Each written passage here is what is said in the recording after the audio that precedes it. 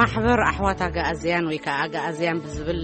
ምንቅስቃስ ኣመሰራርጡን ዕላምኡን ከምኡውን ንኽውንነት ዝምልከት ንሎሚ ዝተፈላለየ ኣረኣእያ ዘለዎም ኤርትራውያን ዓዲምና ኣለና። ገለ ናብ ሃገራዊ መንነት ዝወስድ እንኮ መንገዲ ይኽብሉ ከለዉ ካልኦት ድማ ኣብ መንነት ቅልውላው ዝተመስረተ ፋንታዚያ ኢሎም ኣለዉ። ተወልደ ገብርኤል ንሰለስተ ኤርትራውያን ማለት ካብ መስረቲ ኣጋእዝያን ሓደ ኣቶ ተስፋጽዮን በርሀን ከምኡውን ምስኡ ምዝ ሓሳብ ዘይሰማምዑ ድማ ንኣቶ ሃይለ ሚካኤል ሃይለ ስላሴ ሊንጎን ንኣቶ ሑሴን ሉባክን ዓዲሙሎ ቀዳማይ ክፋል ንሎሚ ክቐርብ እዩ። ሕራይ ይቕንየለይ ሰለስተ ኣጋይሽ ኣለኹም። ሃይለ ሚካኤል ሃይለ ስላሴ ሊንጎ ካብ ክፍለ ግዛኣት ሚነሶታ፣ ሑሴን ሉባክ ካብ ኣትላንታ ጆርጅያ፣ ተስፋጽዮን በርሀ ገረላሰ ካብ ዓዲ እንግሊዝ። መጀመርታ ሰማዕትና ንዓኻትኩም ክፈልጥኹም ይደልዮም ተወሳኺ ወላ እኳ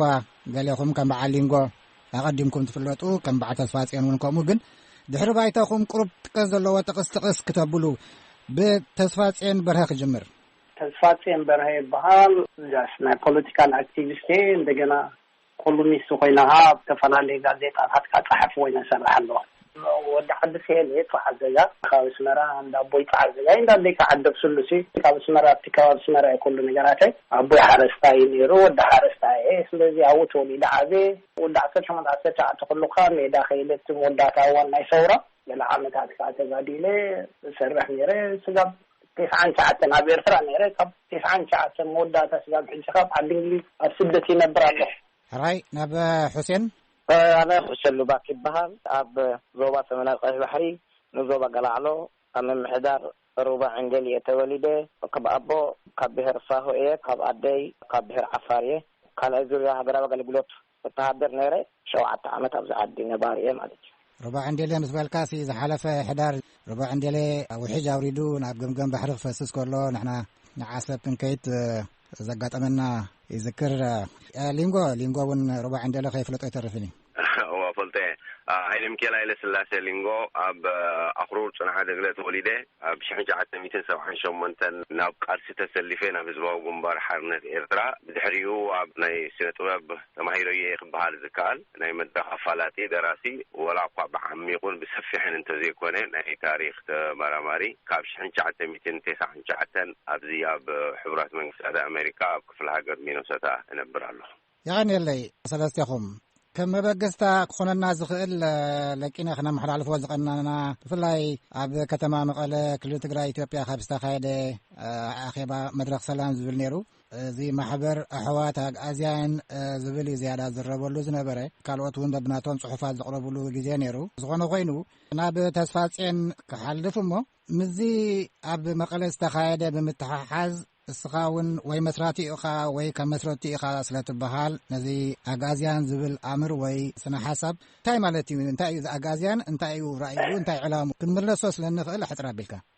مجمرتا انت ابراهيم كازيان اغازيان مسكل التجراي وي مقاله قال تحز ነገር يقولون ناي مقاله وي ناي تجراي يكون ناي ايرترا زيكنا زلوم ناي تجرينيا منقسقاسي كم حدش منقسقاسا تا ايديولوجي كمزلاتا اتناي ليبرال بروغريسيف بارتي ادربعات نبر ناي راس تسمى اسمرو من ناي ولد ماريام قالوا ولا حنت يقولوا نزي ناي نيشن ستيت مستار ناي هاجر منصا بعزو ودات 10 شخص لزمن كم كلن هاجرات اوروبا جميرنا ينيرنا شعوب مستفز نبر تفلالي ورارات كاي تساقعن تحت مجزاتي طليان اتينا لشي في دحر بايتو مالتي دحريها بز حلقه قطشن 10 حدن دما توسون سبات كوينها أبوش تسمرا كنا بقى بسوي جميرنا مناطق تتشن 10 حرنا 10 تقتن دا اسمرا عمت نيرة النلفة وينا استاجرنا مالتي انت هب لك هاجن تقعدين حجب زعبا قدم زعبا حلفة يكون حجسي كما يجركها قراو قطبات هانيتي قراو قطبات هانيتي كون كان ايكونوميك ديفلوب مالتي ايكونوميك جروث دي سوخا بقى بتوادر نتيجه ديفلوبمنت توادر راي تكون كابواغان بعينه توادر او تفريخه تراخه تسم تخل هو حرام أنا حنقول ده علشان مالشي تكتفات حدثي نعوق قبر تخونك خيال هجراو من النت حيال محضراو النت كل وكانو بسوكا كاب هجراو من النت يزنت حجي هجراو من النت بقى عبيرترا حد هجراو من النت تدلي هجراو من النت كم يصير كا يشاز فتونو بساوا وسيت كا قالوا سيت كا بأسرع عملت وي ب5 عمل فكر هجراو من النت من النت بنشعت عملت ናይ ስልጣኔ መስርሕ ዝፍጠር ነገር እዩ ምክንያቱ ሃገራዊ መንነት ምስ ማሕበራዊ እምነት ምስ ሃገራዊ ምሕ ዝተሓሓዙ ሕጂ እስካብቲ ናይ ህዝባዊ ግንባር ሞዴል ወሲድና ኢና ካእታየርና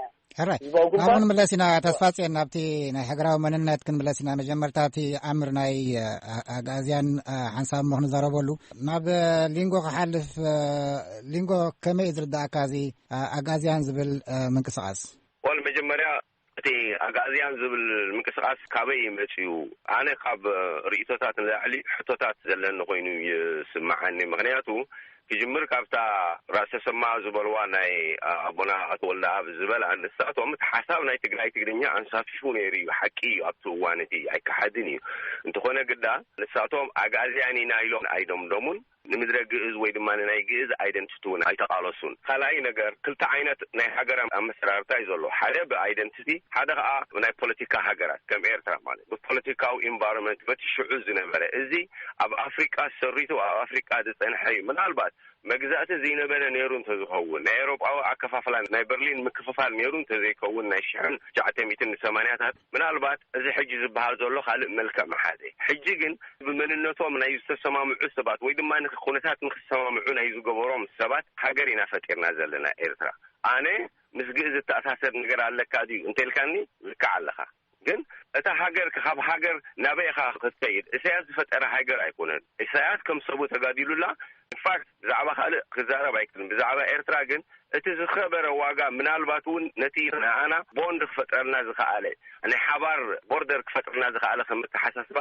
እቲ ብሓባር ክንጋደልም እቲ ዝኸበረ ነገር ክንከፍል ዝግበረና መስዋእቲ ስለዚ ደም እንድሕሪ ኣፍሲስካ መንነት ቀሪድካ ሕራይ ቡጥቁል ኣቢልናስ ንትግርኛ እስኪ ነውፃእያ እቶም ካልኦት ከ እንታይ እዮም ክኾኑ ካልኣይ ሕጂቶም ካልኦት ሓንሳብ ስምዓኒ ስምዓኒ ሞ ዘምፅኦ ዘሎ ክስኸ ሕጂ ተመስለካ ሓንሳብ ሞ እቶም ካልኦት ከ ዝብል ሕቶ ኣልዒሉ ኣሎ ሞ ኣብኣ ደው ከብሎ ደልየ ምክንያቱ ሳልሳይ ሰብ ኣለና حسين فاينال ناتي ريتو خنغركا ناتي كمزي زصبب عرب مقابر ابو فحتر نزي زولو ديسورينت زخونه من اسي وي دما نزي زولو خونتات ناي سدت ناي كالن تبليسكا وي ادفانتج وسيفكا حدناتكا قلولا واستمسرت مننت كريت المغبار تتعري مثلا بناتي مرغزي مخنياتو انا زخون كنت خونكو نتا ايرتراو نتي قيرا ايكيل حسين لوباك كاب عندلي اتلانتا مجمريا قنيلي بعال لينغو مس بعال فاطيون مس بعال دكتور تولده كوين ريتوي وي حسابك كله كبريس معاني بيويقا مسجن كابو قلت لدي ما ناتيريتو كل بجان كلمة خاطر مرشمبر اندحر تطويقها شركة يحمد وي يقول خاي عنك في الزيت حجي ندحر تملسنا عغازي ناي عرب قبائل مثلني تاريخ انت رينا يبين او كنكيد زي كونس حجي ابيناي كونيتات يوم زلو اغازيان احوات محضر كملو ني مسائي كما انتيلنا اغازي مجمريا حجي كفاتيون كبسمراينا كبرتراينا يبنالو دين زتدغاغامي اب تيغراي مكله مس هوحات يوتي امرخابن زتن مولان كل مسويو سو كل رتاوي فوتو يوزن فوتوينا قالي ابي كونتات ابيناي درجه አለው እንተይልና ዩካምት ሊንጎዝ ቦሎ ቁሉላው ምንነት እንተዘይ ኮይኑ ትክክለኛ አይኮነን መጀመሪያ አበርትራ ሻዓተ ብሔራት አለውና ሓንቲ ብሔር ያ ትግርኛ ካልኦት ሰሙንተ ብሔራት ከዓ ኣብ ግምት ዘውቶ አይኮነን እንደገና ክርስቲያን እውን ኩሉ ዘጠርነፈ አይኮነን ኦርቶዶክስ ትራይ አይኮነን ክርስትና ሃይማኖት እንደገና ኤርትራ ከዓ ናይ ሓደ ብሔር ዓዲ አይኮነትን ስለዚህ ፍሹል ማህበር እዩ ዝብላል ናብ ተስፋጽን ክንከይድ ተስፋጽን ብሕቶ ነግረታ እቲ ዘቅርቦ ዘሎ ክስስ ብሕቶ ክበካ እሞ ንስኻሽዑ እቲ ዘለኻዮ ትምልስ ሓቀይደ ተራራይና ዶ ስለዚ ተስፋጽን ኣቀድማ ቢልካ ምዝናይ መቀለ ዝቀነያ ኸባታት አትና አጋዚያን ሙስ ተሐሐዝ ነገር የብሉን ዝበልካ መስለኒ አጋዚያን እንታይ ዘአምን ኣብ ኤርትራዊ ሃገራውነት ይአምን ዶ ወይስ ከምቲ ሓደ ሓለፈ እዋን ኣብ ዩኤስ ቀረበ መምህር ስምዖን ዝበሃል አጋዚያን ሙሉ ዓለም ዘሎ እዩ ስለዚ በሓደ ሃገር ዝድረት ኣይኮነን እውን ኢሉ ነይሩ እሞ ርእይቶኻ ሃበና ሕጂ ኦኬ ስምዖን ትብሎ ዘለኻ ኣነ ሓንቲ ክነግረካ እዚ ሃገረ መንግስቲ ኤርትራ ኔሽን ስቴት ያ ዘላንበር ሃገር ኤርትራ ዝበሃል የለን ሊንጎ ዲክሽነሪ ኸይድ ካምብብ ኢኻ ዲክሽነሪ ሲስ ኣብ መንጎ ኔሽን ስቴትን ኔሽንን ዘሎ ፍልሊ ይረአዩኻ ኣብ ኤርትራ መንግስቲ ኤርትራ ብወግዒ ኔሽን ቢልዲንግ ዝገብር ዘሎ ሃገራዊ መንነት ክፈጥር ይፅዕር ዘሎ ኣብ ኤርትራ ሓደ ብሄር ኣሎ ትግርኛ ዝበሃል ማሕበራዊ እምነት ዘለዎ መዓት ቀቢላታት እንዳታት ካሎ ዋላ ዓፋር ሳሆይ ዝብዘሎ ኣሳው ዓፋር መዓት መወዳእታ ዘይብሎም ቀቢላ እንዳለዎም ነናቱ መንነት ነናቱ ቋንቋ ነናቱ ታሪክ ነናቱ ስምዒት ኣሎ ትግርኛ ካሎ እሱ ግን ሃገር ዝህልወካ ዶፍ ስለዘለካ ዘለ ይኮነን የመን ኣብያላ ሲሪያ ኣብያላ ኢትዮጵያ ናቤት ኸይዳላ ሱዳን ኣብያላ ሃገራት አፍሪካ ወላ ደቡብ አፍሪካ ናቤት ኸይዳላ ንሪያለና ሃገር ዘብረ ሃገራዊ ቁጠባድ አንበረይ ከምዚ ሊንጎ ዝሓስቦ ዘሎ ንባዕሉ ተሰዲዱ ኩሎም ቶም ሱዘምጾም ካ ፋሕፋሒኖም ዘሎ ኣነ ኮንኩናስ ዲሞ ያዝኣብያን ኣይኮነ እቲ ንሱ ሓድሽ መንነት ፈጥሬ ኤርትራዊ ኣነ ትግርኛ ይኮንኩን ምስ ትግርኛ ዝኾነ ነገር የለን ክህንደስ ዝኽእል ነገር የለን ሃገራዊ መንነት ኔሽን ቢልዲንግ ኣብ ኤርትራ አይኮን ሙሉ አፍሪካ ኣብ ማእከላይ ምብራቅን ተሽሉስ ኩለን ፋሕፋሕ ብላሎ ምክንያቱ ሃገራዊ ቁጠባ ከሃንጻ ስለዘይ ካለ ሃገር ዘብላ ኢኮኖሚ ዝፍጠር ከአንተ ተወዳዳሪ ሆንካ ተወዳዳሪ ትሆንካ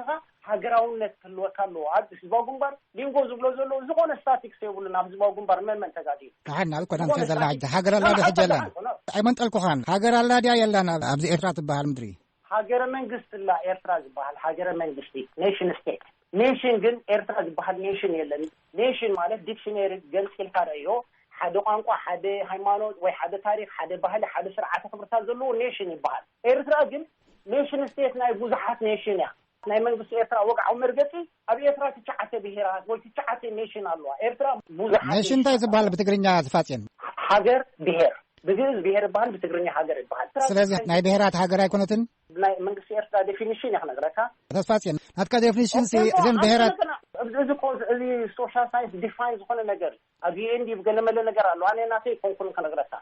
ኣብ ኤርትራ ኔሽን ስቴት ኤርትራ ሃገረ መንግስቲ ጀርመን ኔሽን ስቴት ጀርመን በቃ ናይ ጀርመን ቋንቋ ናይ ገለገለ ዘሎ ጀርመን ተፈጥረት ጀርመን ኔሽን ስቴት ኢንግላንድ ኔሽን ስቴት አሜሪካ ኔሽን ስቴት ናት ናይ አንግሎ ሳክሰን ኤርትራ ግን ናይ ትጫዓተ ብሄራት ወይ ገለዩ ዲፋይን ዝገብራ ዘሎ ኣብ ኤርትራ ሲ ሓደ ኔሽን ቤን የለን ትጫዓተ ኔሽን የን ዘለዋ ሕራይ እሞ ናብ ሊንጎ ንሓልፍ ብሕጂ ክፍጠር ይለካ ዘሎ ብሕጂ ክፍጠር ሃገራውነት ካትብ ዘለዓ ኔሽን ቢልዲንግ ስቴት ቢልዲንግ ተፈላለየ ነገር ኣብ ኤርትራ ኔሽን ቢልዲንግ ማለት ሃገራዊ መንነት ንክፍጠር ይሳዋ ኸይሉ ገሎ ኸይሉ ናይ ሓባር ናይ ገልመለ ተኽፍጠር ተገሎ ከምዚ ሊንጎ ዝነበሮ ካብ 77 ስጋብ 88 ናብ ሰዓት ተገብረ ቆሙ ክግበር ይፍተናሉ ሕራይ ይኸነለ ናብ ሊንጎ ክንሓልፍ ሊንጎ ዕድል ክንቦ ሕራይ በቲ ክርዳእካ ዝኸኣለ ብፍላይ ናይ ሃገራውነት መጀመርያ ዲክሽነሪ ናይ ኣይደልየሉ ነገና ወዲ 19 ወዲ 20 ከለኹ ጉንዳ ዓዳይ ተምሃርኮ እዩ ክልተ ናይ ሃገር ኣፈጣጥራ ከም ዘሎ ፍልስፍናውን ብዙሕ ላይብረሪ መኻዘ ድልየ ይኮነን አንተ ወይ መንሽን ገረ ኣብ አፍሪካ ኣብዚ ንሕና ዘለና ብጭቡጥ ኩሉ ግዜ ኣብ ከንዲ ፋንታዚ ምዝራብ ብጭቡጥ ምዝራብ ኣብ አፍሪካ መግዛእቲ ናይ 1980ታት ናይ በርሊን ምክፋል እንተዘይህሉሞ ሃገራት ኤውሮጳ ንኣፍሪካ እንተዘይወረራ ምናልባት እዚ ሕጂ ዘሎ ግዕዝ እዚ ሕጂ ሶማሊ እዚ ሕጂ ዘሎ ዓፋር ወላ ብዚ ከባቢና ብቀሊሉ ካልእ መልክዕ መሓዘን ነይሩ ይኸውን ሕጂ ግን ኣብ ክንዲ ናይ ዝፈሸላ ሃገራት ወይ ከዓ ሽግር ናይ ዘጋጠመን ሃገራት ምርኣይ ናይተን ሩቑ ቆይመን ዘለዋ ሃገራት ኣፍሪካ ፕሮባብሊ 90% ብዘይካ ውሕዳት ከም በዓል ሶማል ብሓደ ኔሽን ዝቆማ ካልኦት ብሕብረ ብሄራት ዝቆማ ሃገራት እየን በቲ ፖለቲካል በቲ ካልእ ኣይ መልክዕ ናይ ሃገር ማለት ሕጂ እንድሕሪ ንሕና 100 ዓመት ንሓደ ተሓሳስባ መፂና ንዓይ ካብ ኣብ ትግራይ ዘሎ ወዲ ግዕዝ ብትግርኛ ዝዛረብ ምሳይ ዝሞተ ኣብ መንሳዕ ዘሎ ትግረ ወይ ድማ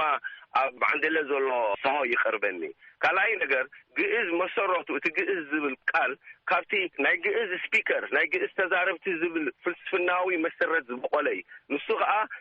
ንትግርኛ ንኣምሓርኛ ዝወለደይ ስለዚ ዝኾነ ይኹን ምንቅስቃስ ኣይናው ክትሓተሉ ክትፈልጦ ክትከታተሎ ቅቡል እዩ ግን በዚ ንሱ ዝብሉ ዘሎ ናይ ጠርፊ ናይ ምንሻውን ንኻልኦት እናኣስካ ካልኦት ከምዘይ ረብሑ ካልኦት ከምዘይ ሰባት ጌርካ ዝርኢ ምንቅስቃስ ካብ ክጅመር ከሎ ዝፈሸለ ወላ ንምጅማሩ ንባዕሉ ኣብ ክራይሲስ ተመርኮሰ ኣብ ቅልውላው ጠምት የማን ፀጋ ድሕሪኻ ቅድሚኻ ኣሽሓት መራምልማ ስለም ንዓኻ ዓንዲ ድርብ ታሪክ نباري زلالم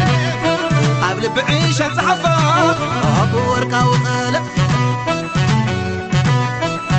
حور يا زبد لو متحقل بعد خبرعي النسخة قلب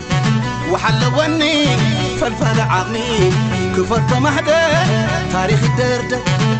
حوي شناي من كما خات أمانة